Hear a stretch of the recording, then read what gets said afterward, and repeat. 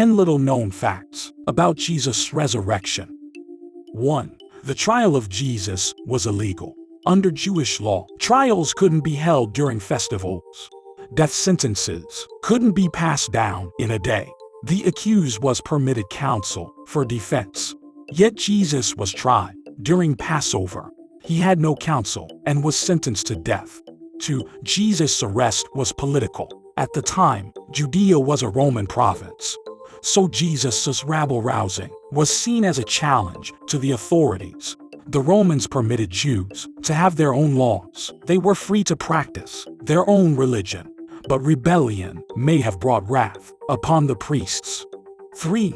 Annas, the high priest, had financial motives. His family effectively owned Judea. The Romans paid Annas to keep the Jews in check. It was Annas' family who tried to silence the news of Jesus' resurrection. 4. Jesus actually died. Some argue today that Jesus didn't hang on the cross long enough to die, but the Romans assured he was dead. One thrust his sword into Jesus' side. 5. There was a total solar eclipse at the end. It occurred in the last 3 hours of Jesus' life. The eclipse was accompanied by an earthquake. Jesus' followers took it as a sign of God's judgment. 6. Jesus was not nailed through his hands and feet. Nails were actually driven into wrists and ankles. This was the only way to support a body. After a while, many victims' bones broke. Jesus died before that could happen. 7. Barabbas was not a thief. The crowd famously chose him to be pardoned over Jesus. Matthew refers to Barabbas only as a notorious prisoner. Other Gospels call him bandit and rioter. These words were used to refer to revolutionaries. The 2 men crucified alongside Jesus were likely Barabbas' co-conspirators.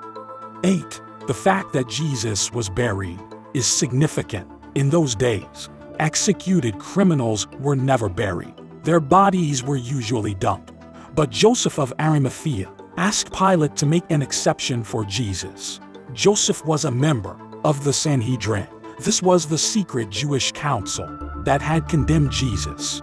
9. The tomb was sealed with a 2-ton stone. There was no leverage to remove it. Roman guards were posted outside, yet the stone was rolled away by some force. It was not so Jesus could get out. It was so others could get in and see that the tomb was empty.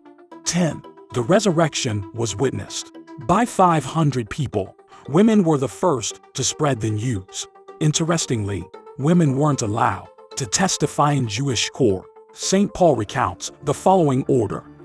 He appeared to Cephas, then to the 12. Then he appeared to more than 500 brethren at one time, most of whom are still alive, though some have fallen asleep. Then he appeared to James, then to all the apostles. Last of all, as to one untimely born, he appeared also to me. Scholars believe Jesus appeared to 500 people in Galilee. However, there's no agreement as to who they were. What do you think?